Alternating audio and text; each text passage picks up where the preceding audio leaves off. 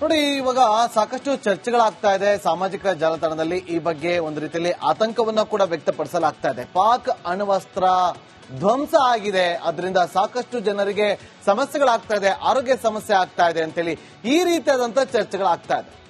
So ಹಾಗಾದ್ರೆ ನಿಜವಾಗ್ಲೂ ಕೂಡ ಪಾಕ್ ಅಣ್ವಸ್ತ್ರ ಧ್ವಂಸ ಆಯ್ತಾ, ಅಥವಾ ಪಾಕಿಸ್ತಾನ ಸುಖ ಸುಮ್ಮನೆ ಇದರ ಬಗ್ಗೆ ಪ್ರಸ್ತಾಪವನ್ನ ಮಾಡ್ಕೊಂಡು ಬರ್ತಾ ಇದೆಯಾ? ನೋಡಿ, ಆರಂಭದಲ್ಲೇ ಹೇಳ್ತಾ ಇದ್ದೀನಿ ಈ ವಿಚಾರವಾಗಿ. ಮೊನ್ನೆ ನಡೆದಂತಹ ಡಿಜಿಎಂಒ ನಡೆಸಿದಂತಹ ಒಂದು ಪತ್ರಿಕಾಗೋಷ್ಠಿಯಲ್ಲಿ ಏರ್ ಮಾರ್ಷಲ್ ಎ.ಕೆ. ಭಾರತಿ ಅವರು ಈ ಒಂದು ಪ್ರಶ್ನೆಯನ್ನ ಮಾಡಿದಾಗ ಉತ್ತರವನ್ನ ಕೊಡ್ತಾರೆ, ಇಲ್ಲ ನಾವು ಆ ತರದ್ದು ಯಾವುದೇ ರೀತಿಯಾದಂತಹ ಪರಮಾಣು ತಾಣವನ್ನ ಗುರಿಯಾಗಿಸಿಕೊಂಡು ನಾವು ದಾಳಿಯನ್ನ ಮಾಡಿಲ್ಲ ಅಂತ ಹೇಳಿ ಒಂದು ಸ್ಪಷ್ಟನೆಯನ್ನ ಕೂಡ ಕೊಟ್ಟಿದ್ದಾರೆ. ಆದ್ರೂ ಕೂಡ ಈ ಸುದ್ದಿಗಳು ಹರಿದಾಡ್ತಾ ಇದೆ. ಪಾಕಿಸ್ತಾನದ ಪರಮಾಣು ತಾಣದವರೆಗೆ ಭಾರತದ ಮಿಸೈಲ್ ಎಂಟ್ರಿ ಕೊಟ್ಟಿದೆ ಅನ್ನೋದು. ಪಾಕ್ನ ಕಿರಾಣ ಹಿಲ್ಸ್ ನಲ್ಲಿ ರೇಡಿಯೋ ಆಕ್ಟಿವ್ ಕಣಗಳು ಈಗ ಪತ್ತೆ ಆಗ್ತಾ ಇದೆ ಅನ್ನೋ ಸುದ್ದಿಗಳು ಹರಿದಾಡ್ತಾ ಇದೆ. ಸರ್ಗೋದಾ ಏರ್ ಬೇಸ್ ನಿಂದ 20 ಕಿಲೋಮೀಟರ್ ದೂರದಲ್ಲಿರುವಂತಹ ಈ ಒಂದು ಪರಮಾಣು ತಾಣ. ನೋಡಿ, ಇಲ್ಲಿ ಸುರಂಗವನ್ನ, ಬಂಕರ್ಗಳನ್ನ ಪಾಕಿಸ್ತಾನ ನಿರ್ಮಾಣ ಮಾಡ್ತಾ ಇದೆ. ಇವತ್ತು ನಿನ್ನೆಯಿಂದ ಅಲ್ಲ ವೀಕ್ಷಕರೇ, ಇವತ್ತು ನಿನ್ನೆಯಿಂದ ಅಲ್ಲ, 1980ರಿಂದಲೇ ಪಾಕಿಸ್ತಾನ ಈ ಒಂದು ಜಾಗದಲ್ಲಿ ಬಂಕರ್ಗಳನ್ನ ನಿರ್ಮಾಣ ಮಾಡಲಾಗ್ತಾ ಇದೆ, ಸುರಂಗಗಳನ್ನ ನಿರ್ಮಾಣ ಮಾಡ್ತಾ ಇದೆ. ಇವತ್ತು ಯಾವ ರೀತಿಯಾಗಿ ಇಸ್ರೇಲ್ ಹಾಗೂ ಗಾಜಾ ನಡುವೆ ವಾರ ಆದಾಗ ಗಾಜಾದಲ್ಲಿ 40 ವರ್ಷಗಳ ಹಿಂದಿನಿಂದ ಅಲ್ಲಿ ನಿರ್ಮಾಣ ಮಾಡಿದಂತ ಒಂದಷ್ಟು ಟನಲ್ಗಳು ಸಿಗ್ತಲ್ಲ, ಪತ್ತೆ ಆಯ್ತಲ್ಲ, ಅದೇ ಮಾದರಿಯಲ್ಲಿ ಇಲ್ಲಿ ಒಂದಷ್ಟು ಸುರಂಗಗಳನ್ನ 1980ರಿಂದಲೇ ಪಾಕಿಸ್ತಾನ ನಿರ್ಮಾಣ ಮಾಡ್ಕೊಂಡು ಬರ್ತಾ ಇರೋದು ಇಡೀ ಜಗತ್ತಿಗೆ ಗೊತ್ತಾಗಿದೆ ವಿಚಾರ. ನೋಡಿ, ಇದೇ ಒಂದು ಕಿಲಾರ ಹಿಲ್ಸ್ ಬಳಿಯಲ್ಲೇ ಪಾಕಿಸ್ತಾನ ತನ್ನ ಅಣ್ವಸ್ತ್ರ ಮತ್ತು ಪ್ರಬಲವಾದಂತ ಶಸ್ತ್ರಾಸ್ತ್ರಗಳನ್ನ ಅಡಗಿಸಿಟ್ಟಿರೋದು. ಭಾರತ ಪಹಲ್ಗಾಮ್ ದಾಳಿಗೆ ಪ್ರತೀಕಾರವಾಗಿ ಆಪರೇಷನ್ ಸಿಂಧೂರದ ಹೆಸರಲ್ಲಿ ಪಾಕಿಸ್ತಾನದ ಸುಮಾರು 11 ಏರ್ ಬೇಸ್ ಗಳನ್ನ ಉಡೀಸ್ ಮಾಡಿದೆ. 11 ನೆಲೆಗಳ ಮೇಲೆ ಟಾರ್ಗೆಟ್ ಅನ್ನ ಮಾಡಿ, 11 ನೆಲೆಗಳ ಮೇಲೆ ಟಾರ್ಗೆಟ್ ಮಾಡಿ ಏರ್ ಬೇಸ್ ಹಾಗೆ ಉಗ್ರ ನೆಲೆಗಳನ್ನ ಟಾರ್ಗೆಟ್ ಮಾಡಿ ಉಡೀಸ್ ಮಾಡಿತ್ತು. ಈ ಉಡೀಸ್ ಮಾಡಿದಂತ ಸಂದರ್ಭದಲ್ಲೇ ಅಲ್ಲಿ ಪರಮಾಣು ಏನು ತಾಣ ಇತ್ತಲ್ಲ, ಆ ಜಾಗವು ಕೂಡ ಡ್ಯಾಮೇಜ್ ಆಗಿದೆ ಅನ್ನೋ ಸುದ್ದಿಗಳು. ಈಗ ಅದರಿಂದಾಗಿ ರೇಡಿಯೇಷನ್ ಹಬ್ಬುವ ಭೀತಿ ಶುರುವಾಗಿದೆ. ಜೊತೆಗೆ ಪಾಕಿಸ್ತಾನದಲ್ಲಿ ಹಲ್ಚಲ್ ಕೂಡ ಶುರುವಾಗಿರುವಂತದ್ದು. ಇದರ ಜೊತೆಗೆ ಅಮೆರಿಕದ B-350 AMS ವಿಮಾನ ಪಾಕಿಸ್ತಾನಕ್ಕೆ ತಲುಪಿದೆ. B-350 AMS ವಿಮಾನ ಪರಮಾಣು ಎಮರ್ಜೆನ್ಸಿ ಜೆಟ್ ಅಂತ ಕರಿತೀವಿ ನಾವು. ಕಿರಾಣ ಹಿಲ್ಸ್ ನಲ್ಲಿ ರೇಡಿಯೋ ಆಕ್ಟಿವ್ ಅನ್ನ ಅದು ಕಡಿಮೆ ಮಾಡುವಂತ ಕೆಲಸವನ್ನ ಮಾಡುತ್ತೆ. ಅಣ್ವಸ್ತ್ರಗಳಲ್ಲಿ ರೇಡಿಯೋ ಆಕ್ಟಿವ್ ವಸ್ತುಗಳನ್ನ ಬಳಸ್ತಾರೆ. ಇದರ ಅರ್ಥ ಕಿರಾಣ ಹಿಲ್ಸ್ ನಲ್ಲಿ ಪಾಕಿಸ್ತಾನಕ್ಕೆ ದೊಡ್ಡ ಪೆಟ್ಟು. ಮೇ 9 ಮತ್ತು 10ರಂದು ಪಾಕ್ನಲ್ಲಿ ಭೂಕಂಪ ಸಂಭವಿಸಿತ್ತು. ಭೂಕಂಪನ ಅಲ್ಲ, ಭೂಕಂಪ ಸಂಭವಿಸಿತ್ತು.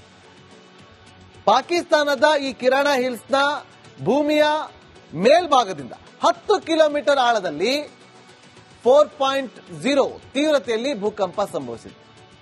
ಅಣ್ವಸ್ತ್ರ ಅಡ್ಡೆ ಮೇಲೆ ದಾಳಿ ಬೆನ್ನಲ್ಲೇ ಭೂಕಂಪ ಸಂಭವಿಸ್ತಾ? ಹಾಗಾದ್ರೆ ಗೊತ್ತಿಲ್ಲ. ಪಾಕಿಸ್ತಾನ ಸರ್ಕಾರ ಪರಮಾಣು ಅಡ್ಡೆ ಬಗ್ಗೆ ಇಲ್ಲಿಯವರು ಕೂಡ ಮಾತಾಡ್ತಾ ಇಲ್ಲ. ಇದೇ ಭಯದಲ್ಲಿ ಕದನ ವಿರಾಮಕ್ಕೆ ಪಾಕಿಸ್ತಾನ ಕೂಡ ಬೇಡಿಕೆ ಇಟ್ಟಿದೆ ಅಂತೇಳಿ ಇವತ್ತು ಚರ್ಚೆಗಳು ಶುರುವಾಗ್ತಾ ಇದೆ. ನೋಡಬೇಕು, ಇದೊಂದು ರೀತಿಯಲ್ಲಿ ಪಾಕಿಸ್ತಾನದಲ್ಲಿ ಹಲ್ಚಲ್ ಅಂತೂ ಸೃಷ್ಟಿ ಮಾಡಿದೆ. ಜನ ಭಯಭೀತಿಯಿಂದ ಈಗ ಪರದಾಡುವಂತಾಗಿದೆ. ತಾನೇ ಮಾಡಿಕೊಂಡಂತ ತಪ್ಪು ಈಗ ತಾನೇ ಅನುಭವಿಸ್ತಾ ಇದೆ. ನೋಡಿ, ಇವಾಗ ಸಾಕಷ್ಟು ಚರ್ಚೆಗಳಾಗ್ತಾ ಇದೆ ಸಾಮಾಜಿಕ ಜಾಲತಾಣದಲ್ಲಿ. ಈ ಬಗ್ಗೆ ಒಂದು ರೀತಿಯಲ್ಲಿ ಆತಂಕವನ್ನ ಕೂಡ ವ್ಯಕ್ತಪಡಿಸಲಾಗ್ತಾ ಇದೆ. ಪಾಕ್ ಅಣ್ವಸ್ತ್ರ ಧ್ವಂಸ ಆಗಿದೆ, ಅದರಿಂದ ಸಾಕಷ್ಟು ಜನರಿಗೆ ಸಮಸ್ಯೆಗಳಾಗ್ತಾ ಇದೆ, ಆರೋಗ್ಯ ಸಮಸ್ಯೆ ಆಗ್ತಾ ಇದೆ ಅಂತೇಳಿ ಈ ರೀತಿಯಾದಂತ ಚರ್ಚೆಗಳಾಗ್ತಾ ಇದೆ. ಸೊ ಹಾಗಾದ್ರೆ ನಿಜವಾಗ್ಲೂ ಕೂಡ ಪಾಕ್ ಅಣ್ವಸ್ತ್ರ ಧ್ವಂಸ ಆಯ್ತಾ, ಅಥವಾ ಪಾಕಿಸ್ತಾನ ಸುಖ ಸುಮ್ಮನೆ ಇದರ ಬಗ್ಗೆ ಪ್ರಸ್ತಾಪವನ್ನ ಮಾಡ್ಕೊಂಡು ಬರ್ತಾ ಇದೆಯಾ? ನೋಡಿ, ಆರಂಭದಲ್ಲೇ ಹೇಳ್ತಾ ಇದ್ದೀನಿ ಈ ವಿಚಾರವಾಗಿ. ಮೊನ್ನೆ ನಡೆದಂತಹ ಡಿಜಿಎಂಒ ನಡೆಸಿದಂತಹ ಒಂದು ಪತ್ರಿಕಾಗೋಷ್ಠಿಯಲ್ಲಿ ಏರ್ ಮಾರ್ಷಲ್ ಎ.ಕೆ. ಭಾರತಿ ಅವರು ಈ ಒಂದು ಪ್ರಶ್ನೆಯನ್ನ ಮಾಡಿದಾಗ ಉತ್ತರವನ್ನ ಕೊಡ್ತಾರೆ, ಇಲ್ಲ ನಾವು ಆ ತರದ್ದು ಯಾವುದೇ ರೀತಿಯಾದಂತಹ ಪರಮಾಣು ತಾಣವನ್ನ ಗುರಿಯಾಗಿಸಿಕೊಂಡು ನಾವು ದಾಳಿಯನ್ನ ಮಾಡಿಲ್ಲ ಅಂತ ಹೇಳಿ ಒಂದು ಸ್ಪಷ್ಟನೆಯನ್ನ ಕೂಡ ಕೊಟ್ಟಿದ್ದಾರೆ. ಆದ್ರೂ ಕೂಡ ಈ ಸುದ್ದಿಗಳು ಹರಿದಾಡ್ತಾ ಇದೆ. ಪಾಕಿಸ್ತಾನದ ಪರಮಾಣು ತಾಣದವರೆಗೆ ಭಾರತದ ಮಿಸೈಲ್ ಎಂಟ್ರಿ ಕೊಟ್ಟಿದೆ ಅನ್ನೋದು. ಪಾಕ್ನ ಕಿರಾಣ ಹಿಲ್ಸ್ ನಲ್ಲಿ ರೇಡಿಯೋ ಆಕ್ಟಿವ್ ಕಣಗಳು ಈಗ ಪತ್ತೆ ಆಗ್ತಾ ಇದೆ ಅನ್ನೋ ಸುದ್ದಿಗಳು ಹರಿದಾಡ್ತಾ ಇದೆ. ಸರ್ಗೋದಾ ಏರ್ ಬೇಸ್ ನಿಂದ 20 ಕಿಲೋಮೀಟರ್ ದೂರದಲ್ಲಿರುವಂತಹ ಈ ಒಂದು ಪರಮಾಣು ತಾಣ. ನೋಡಿ, ಇಲ್ಲಿ ಸುರಂಗವನ್ನ, ಬಂಕರ್ಗಳನ್ನ ಪಾಕಿಸ್ತಾನ ನಿರ್ಮಾಣ ಮಾಡ್ತಾ ಇದೆ. ಇವತ್ತು ನಿನ್ನೆಯಿಂದ ಅಲ್ಲ ವೀಕ್ಷಕರೇ, ಇವತ್ತು ನಿನ್ನೆಯಿಂದಲ್ಲ, 1980ರಿಂದಲೇ ಪಾಕಿಸ್ತಾನ ಈ ಒಂದು ಜಾಗದಲ್ಲಿ ಬಂಕರ್ಗಳನ್ನ ನಿರ್ಮಾಣ ಮಾಡಲಾಗ್ತಾ ಇದೆ, ಸುರಂಗಗಳನ್ನ ನಿರ್ಮಾಣ ಮಾಡ್ತಾ ಇದೆ.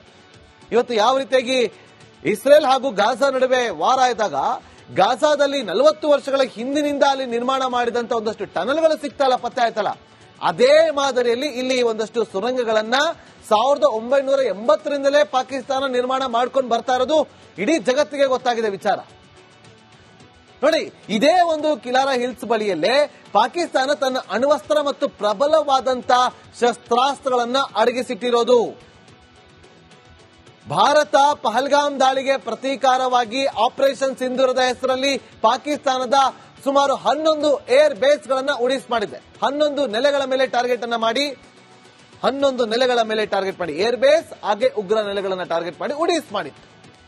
ಈ ಉಡೀಸ್ ಮಾಡಿದಂತ ಸಂದರ್ಭದಲ್ಲಿ ಅಲ್ಲಿ ಪರಮಾಣು ಏನು ತಾಣ ಇತ್ತಲ್ಲ, ಆ ಜಾಗ ಕೂಡ ಡ್ಯಾಮೇಜ್ ಆಗಿದೆ ಅನ್ನೋ ಸುದ್ದಿಗಳು. ಈಗ ಅದರಿಂದಾಗಿ ರೇಡಿಯೇಷನ್ ಹಬ್ಬುವ ಭೀತಿ ಶುರುವಾಗಿದೆ. ಜೊತೆಗೆ ಪಾಕಿಸ್ತಾನದಲ್ಲಿ ಹಲ್ಚಲ್ ಕೂಡ ಶುರುವಾಗಿರುವಂತದ್ದು. ಇದರ ಜೊತೆಗೆ ಅಮೆರಿಕದ B-350 AMS ವಿಮಾನ ಪಾಕಿಸ್ತಾನಕ್ಕೆ ತಲುಪಿದೆ. B-350 AMS ವಿಮಾನ ಪರಮಾಣು ಎಮರ್ಜೆನ್ಸಿ ಜೆಟ್ ಅಂತ ಕರಿತೀವಿ ನಾವು.